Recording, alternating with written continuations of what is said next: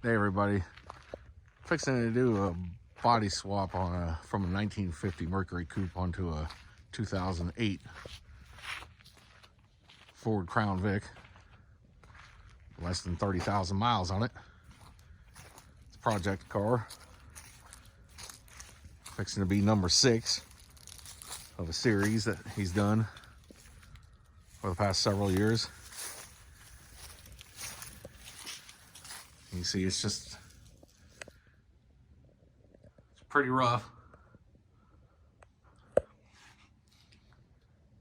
Got a lot of work to do, as you can tell.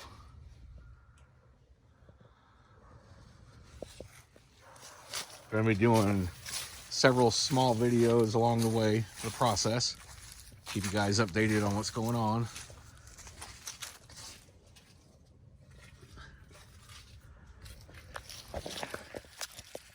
This is the Crown Vic we're going to be putting it on. Little cop car. That'll be pretty sweet. Cop car suspension. Cop car headlights. No, just kidding. Definitely cop car suspension and motor. I think you even do the interior. Got to graft the dash in and all that stuff.